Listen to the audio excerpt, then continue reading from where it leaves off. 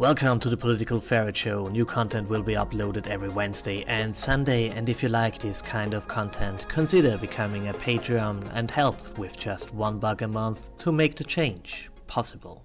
Everybody is talking about cryptocurrency, and do not panic, this is not one of these technical videos where I point out how this thing works. The interesting thing is, when you tried Bitcoin, you pretty much downloaded a wallet and then did buy some Bitcoins, you found out that if you want to transfer some Bitcoins to somebody else, you have to pay, and you have to pay a substantial amount of money. I will not go into the technical details, I will just explain why this is. And this is again one of these issues where people do not understand what money really is. So we take a not theoretically example, we take a practical example of private money, because I issue money. I mean, I can't call it money because then the government will come down with a tank and will kill me, but I just call it an IOU. I owe you something. So, and the reason for this is that sometimes I'm low on cash because I had no time to go to the ATM in the morning and I need 10 bucks from somebody. So I go to one of my friends in the company or somewhere else and say, hey, can you lend me 10 bucks? And he then says, yeah, okay, here you are, give it to me tomorrow. I mean, this is what everybody does, is it not? So then what I do, because I do not like being in debt and I don't like it when you have this uncertainty that you meet after 2 weeks and say, did I owe you 10 bucks or do you owe me 10 bucks? I don't like this situation. So what I do whenever I borrow money is that I give people a little piece of paper where I write on it, okay, it's worth 10 bucks from me, and I sign it. And then when they when I give them the money back, they will give me back this little piece of paper. I rip it to shreds, and this is the whole story. So who would want to accept this quote-unquote money? Well, everybody who would give me money in the end and would say, hey, pay me back tomorrow. So this is, I don't know, a lot of people, because they know a ferret always pays his debts. So a lot of people are willing to borrow me money, especially if it is a little sum like 10 bucks or something like that. And all these people will then accept, of course, this piece of paper. The first time I do that, they will laugh about that and say, okay, it's a silly thing, but they will accept it because they will accept giving me a debt without no receipt, without everything. So a lot of people will accept this thing, and per definition, if one of these guys has one of these receipts and is low on cash, he can then give it to somebody else who is also trusting in me that he gets his 10 bucks back. So he can give it to a third party 10 bucks and he gives him the receipt. So money is born. This is the start where money comes in. This is paper money, where it started back in China 2000 years ago. So as I stated, when there is some money in circulation, and when somebody comes to me and say, give him back my 10 bucks, I say, okay, here are your 10 bucks, give him back my OU. He gives it back to me and I rip it to shreds, and it has no value anymore. So the interesting thing is, now when this stuff stays in circulation, I have won money. If there are two of these things in circulation, I did have won 20 bucks, because I have 20 bucks that I did not give back. And the best thing that can happen is that somebody says, hey, this is a funny curiosity, I keep this thing. And then he keeps it and I have won 10 bucks. Or even better, it gets lost. When somebody just loses it and it goes away, I have won 10 bucks. Because when he just keeps it back, somebody, his grandchild, could come up and say, okay, give me now the 10 bucks. If it gets lost, and money always gets lost, then you have won some value.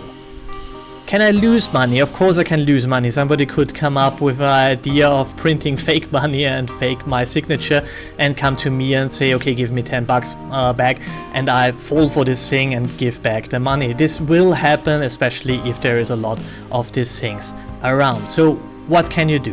Principally, you would have, if you do that, what I do, you have an interest that these things stay in circulation, and you have an interest that nobody can forge this stuff. So the interesting thing is when you do this just with a piece of paper, and you do that pretty much when you just borrow money. You take normally just a piece of paper, write 10 bucks on it, and that's about it. the whole project doesn't cost a thing. Let's say it's 1 cent or something like that. But if you try to get away from forgery, you have to do a little bit more. You have to put something on it that makes it safer. I don't know, whatever they do on with real paper money, as they call it.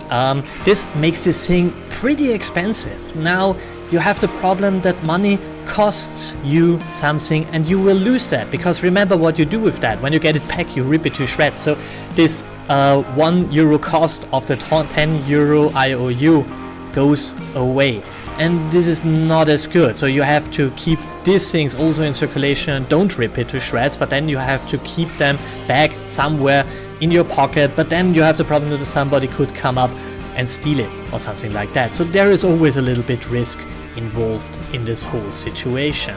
And now this thing starts to flourish, because people say, okay, I do not trust the euro anymore, but I know that the ferret pays down his debts. If not in money, he will pay down in silver. So the start of money, it grows more and more and more and more. People don't give it back. I can't rip it to shreds, because they say, no, I keep this because this makes more sense. So now I won 1 million of these things are in circulation. The problem is I had to invest then 1 million bucks to bring these things in circulation, and they are now worth 10 million, which is cool because technically I'm 10 millions richer, but I have also the risk of 1 million to bring these things out, and perhaps it comes back and I have not just to pay back the 10 millions, that is the nominal value of this money, but I also lost the 1 million that this whole project did cost. So in the end, this project, as I do it right now, has no profit in it. No profit whatsoever, which is not a problem, because there is never more than 30 euros or something like that in circulation. So this is not really an issue, and people just accept a little paper that I sign. So there is not really a risk for me. But if a lot of people would take this on as real money, then you have a lot of risk and not a lot of profits. So the obvious solution to that is, oh well, do it digitally, because digitally nothing costs anything, which is not true. Digitally, so to keep up a network of sorts, you have to pay a lot. It's not just energy, it's the infrastructure, it is calculation power, and so on and so on and so on. And you have to do it pretty in a way that not a little 14-year-old pseudo hacker can come along and can crush your system and can become rich because you had a flawed system. So this thing is also not cheap. I would argue in a lot of ways it's even more expensive than just doing it with normal lame paper. So again, there is no profit in it. So if there is no profit in it, there's normally no motivation. So why do I do that? Because I find it funny. It's just funny, and I just print these things out. I have a printer anyway, so why not to do?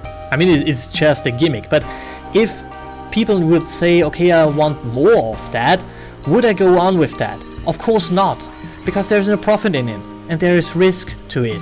The interesting thing is now, you have then costs, and you would have to generate some kind of income to just get to the point where you don't have to bury all the costs on yourself for the benefit of all the others. So you have to generate some income in some way or another. And as we stated, one of these possibilities would be to increase the amount of money over time, to produce more of that, and hope that some of this stuff gets lost and a lot of people don't come back and they use it again and again in between them and they never come back. So this is a possibility to make some money. We normally call this inflation, because this is pretty much how people all in history did that. They just hope that the money stays in circulation, because as long as the money stays in circulation, you have an income, and this income is pretty much the inflation, because the money loses value for the people because there's more and more and more around of that. So as I stated before, you have now your money, and when you did that, you are in between a rock and a hard place, cold costs and risks. And the profit is not that big. The only way to make profit is in any way a little bit scammy or dubious. You hope that money just disappears and evaporates into nothing, or that they never come back to you. This is the only way. But you have costs. Again, you have costs. This is something that they point out with the banks and say, yeah, but they make a lot of profits. They also have risks and costs. This is the problem where they started, that the whole situation did evolve into a situation that is absolutely batshit crazy. It's a completely different story. But at the beginning, at the very first day, they had this problem. They said, okay, what can we do with that? How can we earn a little bit money out of that? And what can we do with money? And you do not solve this problem with gold coins, because you have to mint the gold coins. Somebody has to mint the gold coin. In Ancapistan, where everybody pays with silver and gold and stuff, who mints the gold coins? What is the business case? How do you make money by issuing gold coins? How do you do that? And this is an interesting question. Do you say, okay, I participate in every transaction, or do you say, okay, to use this gold coin, I produce a gold coin with, I don't know, 10 end caps on it, and I want 11 end caps to you have to give it to me so I can give you this coin that is then worth 10 end caps, whatever. So yeah, of course, I know the idea of ANCAPs is always, we just try different things and something will work out. Yeah, but the fact is, if you want to privatize the money making, which we did, I mean, right now the banks are in charge and they have a quite, let's say, interesting thing how they do that. Whenever you do that, whenever you do this privately, you will have to ask the question, okay, what is the motivation to do that? What is the business case? How can they produce profit that at least covers the cost? At least covers the cost, and the costs are, especially if you want to have it forge proof and so on, extensively. And this is one of the biggest problems. You have to generate profits to keep this thing going. And this is one of the questions that I did not really hear answered from the ANCAPs. They just point out, okay, we use gold coins, but nobody tells us where these gold coins come from and why somebody has a motivation to produce gold coins. In the past, who did it? Well, the government. And the government did it with tax money. So yeah, the money was already there and they needed the money and they brought it into circulation. Or later on with private money, people just said, okay, I take a piece of paper, and piece of paper is quite inexpensive. So the thing is, the more inexpensive your solution is, the more easy it is to forge the things, and this will rise your risk. So you have the problem of either big costs for keeping up the system, or a high risk that people just forge your money, and it is worthless then, because you can't compare your real money with the forged money, and you can't find out which one is legit and which one is not, and you in the end pay for that, and nobody wants to do that. So this was a short excursus to what private money is and what are the challenges if you want to start to produce money. If you do it on a small scale as I do it, you have the benefit that you can show people very easily how money really works, because our money system is exactly what I showed there. They do as if it were way more complicated, and they complicated it with regulation and so on, but in the end it is pretty much this. You can make money by just pouring more and more money into the system, and your profit is that nobody comes back and wants his money, his real money back, real values back. Another thing that people might point out in the comments is that you have to define on what terms this thing is backed. So I could just write on it, I give you 10 euros or 5 grand of silver for it. I could do that. It is my risk, because silver could change its value, so people could say, okay, I keep this thing now and I don't want my 10 bucks back. I just wait until the silver price skyrocketed, and this day I come to the ferret and say, okay, I want it in silver. So this is also a risk. When you back your money with a real commodity like gold or silver, you have the problem that you might have done a bad deal. and the bad deal is then all in the hands of your customer, because the customer has all the time in the world to just wait until the money of the until the value of the silver did skyrocket, and then this very day he comes back and say, okay, I want my money back. You can then of course write onto this bill, okay, I will give you silver with that, but to this and this conditions, so medium value of the last week or something like that. And you see it starts to become very, very, very complicated, because you have to find out how you stay in power over your own money, so that the consumer does not have a lot of power over your situation. But because again, if you do it in a very simplistic way, the other partner has way more power over you than you have over them, and this is always a lame situation.